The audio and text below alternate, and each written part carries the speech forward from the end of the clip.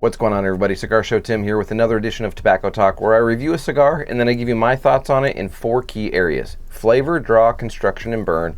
It's everything you want to know about that cigar, but it's from my palate perspective, and then I rate it as to whether I think it's nub-worthy or not. So the cigar for this review comes from, well, West Tampa Tobacco Company, Rick Rodriguez. I'll admit I have had a few of these already since I bought them, and I just can't put them down. So let's get this cut up and lit up and start going through this review. It is on the West Tampa Tobacco Company Red. This is the Gigante size, which is a 6x60, also known as a Gordo, or, well, just too big for some people to handle. So, if we're going to review it, there's only one thing left to do. Let's light it up.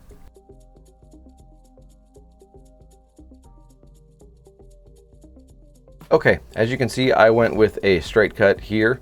And when I did the cold draw, I got notes of dried fruit, a little bit of leather, and a really, really nice, like molasses oat bread, nice toasted bready note in there. So, let's toast her up. Okay, upon initial light up, I'm getting some pretty rich flavors already. I'm picking up some woodiness that's in there. It's medium woodiness. I'm picking up like the minerality plus the shell flavor, like the salted shell of a peanut. That is very, very prominent, very strong right now. And then it fades off and there's a little bit of earthiness that's in there, not a whole lot. So I'm gonna smoke through the first third. When I come back, I'll let you know what the blend on the cigar is, a little bit of information that I've learned about the cigar, and anything else that I think you might need to know. All right, let me show you the burn here at the end of the first third. It is doing very well, nearly razor straight. The ash holds on for probably a good 1.5 inches before I tapped it off. Didn't want to fall on me, so I figured I'd tap it off, and it took some effort to have the ash tap off. It wasn't ready to come off. So doing very well with construction. Now, let's talk about the blend on this and the flavor notes and all the other stuff. So the blend on this, it has a Mexican San Andres Maduro wrapper on it, and then the binder and fillers are all from Nicaragua. So that's the blend, that's the information that is out there on it. But let's talk about flavor notes in the first third.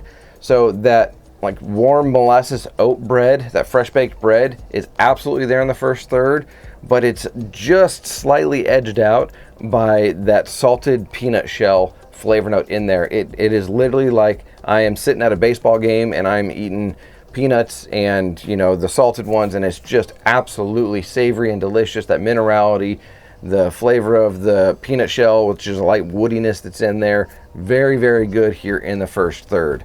So that's what it's been like in the first third. I'm going to jump into the second third. When I come back, I'll let you know a little bit more background on the cigar that I learned through a friend of mine, and we will go from there. But here's to the second third. All right, let me show you the burn here at the end of the second third. You can see the band right there is just starting to get singed. There's a little wave to the burn now as we get to the end of the second third. And one of the other times when I had this cigar, I tried to slide the wrapper off of this, and I made a mistake because it pulled some of the wrapper leaf off with it. And so I'm going to be taking off the band and doing it the way that, frankly, it's supposed to be done. It is a larger band than on most cigars, but that's just how Rick went with it, and that's how it is. So let's take it off and see how we do this time. It unfortunately is starting to shred on me, but we'll take it off and it'll come off in a couple strips. And it did come off clean. No tobacco was taken off. Yes, I absolutely obliterated the band on it, but it came off clean, and I'd rather obliterate a band than mess up the wrapper on the cigar. So let's talk about flavor notes here in the second third. As we got into the second third, the flavors did change. That fresh baked or warm molasses oat bread is completely gone now. There's a nice subtle leather on the long finish, but that minerality flavor note is absolutely in the forefront. And it's not an overpowering saltiness, but there's definitely a salty minerality note that is in there in the forefront. And then there's the light woodiness that comes in with it. I'm still going to liken it to a salted peanut shell because I think it gives the best imagery of what that flavor profile is like. And I've been really enjoying it. In terms of strength, this is put out and information on it, you know, depending on where you look it up. It says that it's going to be more of a full strength cigar. Right now, the strength in the second third, I would say the strength is at a good solid medium. It's not even to a medium plus, just a good solid medium. The draw on it is just a hair snug, but it is opening up a little bit more, so it's getting closer to where I like it. and it's doing well overall. So when I come back at the end of the cigar, I'll let you know, of course, whether I think it's noteworthy or not. I'll let you know any changes in the flavor profile of the cigar, and well, I'll let you know why I can't stop smoking this cigar. So here's to the end of the cigar. All right, let me show you the burn here at the end of the cigar. You can see that it's pretty much straight. You'd be hard pressed to find much of a wave in there. So doing really, really well all the way through the end of the cigar. So let's talk about flavor notes as the cigar wrapped up.